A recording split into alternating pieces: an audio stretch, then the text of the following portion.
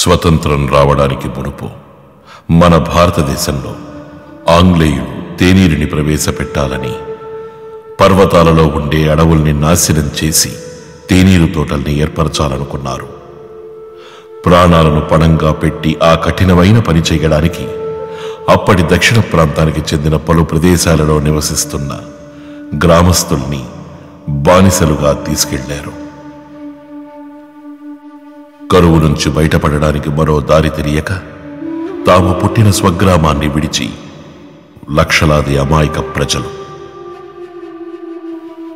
నేడు మనం వేడివేడిగా తాగే తేనీరు కోసం నాడు రక్తం చిందించిన ఆ అమాయక గ్రామస్తుల వాస్తవ గాథ.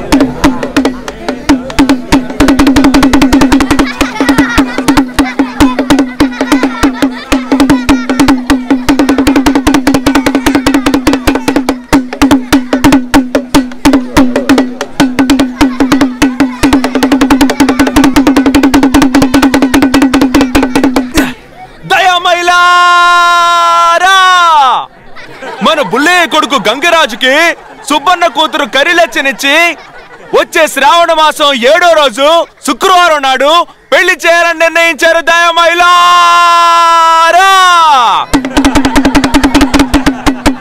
అందువలన వాళ్ళు మీళ్ళల్లో జరిగిన మంచి చెడ్డలకి చేసిన ఏళ్ళని మర్చిపోకుండా గుర్తుంచుకొని ఇప్పుడు ఒళ్ళు దగ్గరెట్టుకొని మీ వంతు మీరు చేయాలని కోరుకుంటున్నారు దయామైలా. దండోలో కొట్టే పని మాత్రం చూడు. ఏళ్ళ సంగతి మేము చూసుకుంటాం పో.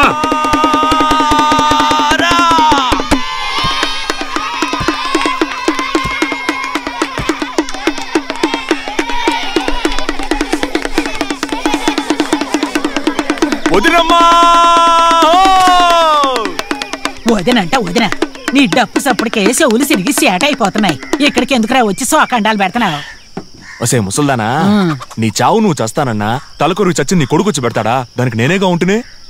నువ్వు చెప్పేది కూడా నిజమేలేరా పేరయ్యా. వదినా, సూర్యుడిని నడినెత్తుకొచ్చేదాకా పోయలిగించలా? అసలే ముసలిది రేపో మాపో అన్నట్టుంది.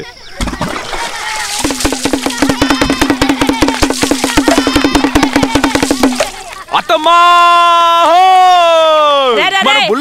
తెలుసులేరా సర్లేగా నల్లుడు, నీకెప్పుడురా పెళ్ళే? ఈ రాజు తెచ్చుకుంటే ఆడపిల్లలు కొదవా? నువ్వేడన్నం తీసుకొచ్చి నీ అల్లుడికి మూన ఆకేసి అన్నం పెట్టు, చిట్టికేసేలోగా కట్టేస్తాగా నీకు తాళిబొట్టు. ఏమావా? రే అల్లుడు జాగ్రత్త రోయ్, దీనికి తాళిబొట్టు సరిపోదు, పెద్ద మోగుతాడు కట్టి లేపు. యావయో, నీ అల్లుడు చేసుకుంటానని నోరు తెరిసి అడుగుతున్నాడే, చేసుకోమంటావా? నీ లక్క పెడతా మొహానికి రాజు కావాల్సి వచ్చాడా? నోరు సచ్చినాడా? నీకు నోరు సాగుతోంది రాయ్. అక్కయ్యో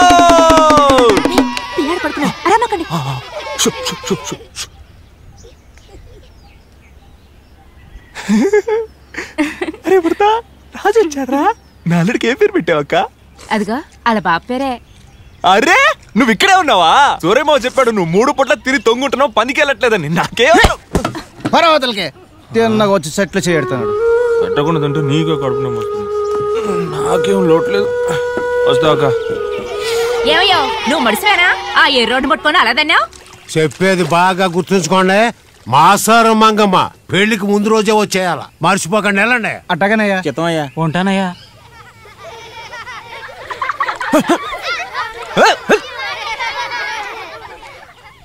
పెద్దమ్మా రాజు వచ్చాడు. రండి రాజుగారా. ఏరి మీ మంత్రి గారు ఎక్కడా? మా మంత్రి సంగతి సరే, తమరి మంత్రి గారు పంచులోంచి తొంగి తొంగి చూస్తున్నారు, చూసుకో. వసాయ్ పెద్దమ్మా, నీ చెవులు బొక్కడిపోయాయేంటి? ఎక్కడే ఉన్నా రాజు కడుపు కాలిపోతుంది. ఏ ఉంటే తెచ్చిపడే.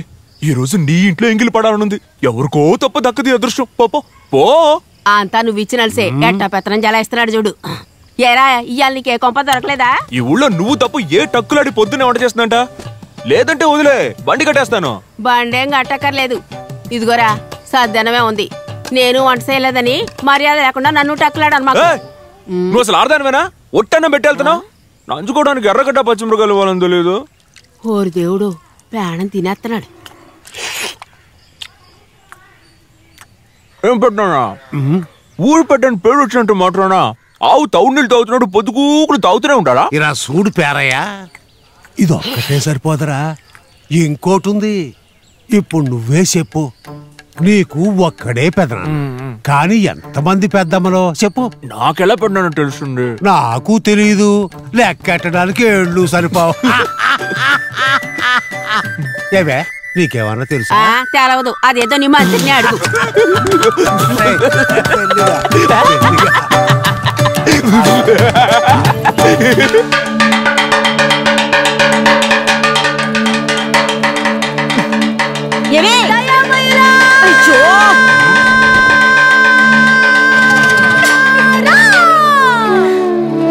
రాజాదిరాజ రాజగంభీర వీరాది వీర విజయ కులశేఖర సూరాది సూర సన్నతిన్న మహో మనవూరి బిద్దల పేరయ్యా, ఇంకో పేరే పిత్తల వీరయ్యా.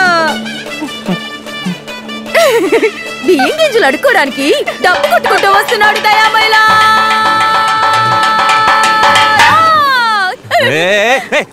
నీ నోట్లో యాప చెట్టట, ఆడపిల్ల పిచ్చి మాటలేంటి? ఇలా అయితే నేను ఎవరు చేసుకుంటాడు? నువ్వు చేసుకోవచ్చుగా రాజు. ఇప్పుడు చెప్పావులే పేరు, ఇంతకు ముందు ఏమంటివి? ఏమన్నాను? పిత్తల పేరయ్యా. అదేగా నీ పేరు? అది పర్లేదు, దాని పిమ్మట మర్చిపోయాను. నువ్వే చెప్పు. అతో రంగం ఏమన్నది? నాకు తెలీదురా, నన్ను అందులోకి లాక్క. ఏమావో నువ్వు చెప్పు. అదా పిడకల పేరాయల్లుడు ముసలి పోయేంటించడానికి పిడకలు ఎత్తు చూడు, అదేమో చెవిటి మావా. కుద్దానంటే మా అయ్యని చెవుడు గివుడు అన్నావో ఆ పేరుని ఊరంతా దండోరేసేస్తాను. వద్దు రంగమ్మ, పేరేం బాలేదు, నా కంపరంగా ఉంది. సరే ఇద్దరం ఒకటి అనుకుందాం. అత్త మామ ఇద్దరు సాచో. నేను మీ అయ్యని చెవిటాడని పిలవను, రాజు మీద దొట్టే చెప్తున్నావు. నువ్వు నా పేరెట్టి పిలవకూడదు. ఏమని పిలవకూడదు? పిత్తల పేరయ్యనా?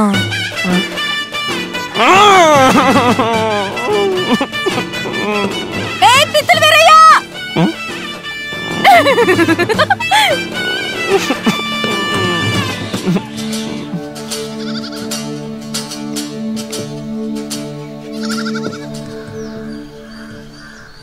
అమ్మమ్మా, అమ్మమ్మోయ్,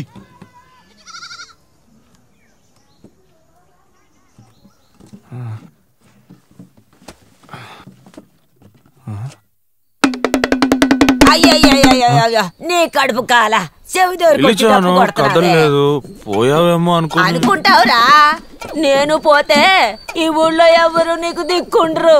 ఈ వంశానికి చెనిగొట్టులో దాపరించావు నువ్వు, నీ మోకవును దిక్కలోడా. ఎందుకు ఇలా నోరు పారేసుకుంటావు? నువ్వు పస్తురుండు కొడతాను కదా, గొంతెండిపోయేలా దండోరేసి ఊరంతా తిరిగి బియ్యం తీసుకొచ్చాను. ఇంకోసారి తిక్కలోడా అన్నావు, రాజు బండి కట్టేస్తాడంతే. నీ బండిని తీసుకెళ్లి ఊరవతల ఏట్లో దింపరా. ఒళ్ళొంచి పని చేయకుండా ఇంటింటికి ఎన్ని బెచ్చం ఎత్తుకొని ఎంగిలి మెతుకులతో కడుపు నింపుకుంటున్నావు. సిగ్గు ఎగ్గు లేకుండా నీతో కలిసి ఆ ఎంగిలి మెతుకులు తింటా కాటికి కాలు సాపుని కూకున్నాను. ఇది ఒక బతుకు, నీది ఒక జన్మ. పనికి మాలేదవా. రాజు బండి కట్టేస్తాడు, జాగ్రత్త. ఈ కొరివితో నీ 2 కళ్ళల్లో పొడిసేస్తాను. రోసానికి ఏం తక్కువ లేదు. ఈ ఊరే ఎగతాళిగా మాట్లాడినప్పుడు నీకు రోసం రాలేదు, నేను మాట్లాడితే మాత్రం నీకు రోసం వచ్చిందా? హరి దేవుడా, వీడికి ఎప్పుడు బుద్ధి వస్తుందో ఎప్పుడు బాగుపడతాడో తెలవడం లేదే. ఓసేయ్, ఏమే ఇలాంటి వాడిని నాకు అంటగట్టి పోయావు కదే. ఒరే ఒరే ఒరే పోతరాడు ఒరే కథ తినేసి పోరా. రాజు పెదరాన్నింట్లోనే చద్దన్నం తినేశాడు. మెక్కేసావన్నమాట. రేపు నేను సత్తే నా నోట్లో కూడా బియ్యం వేస్తారు, వాటిని కూడా ఏరుకు తినరా. ముద నష్టపోడా.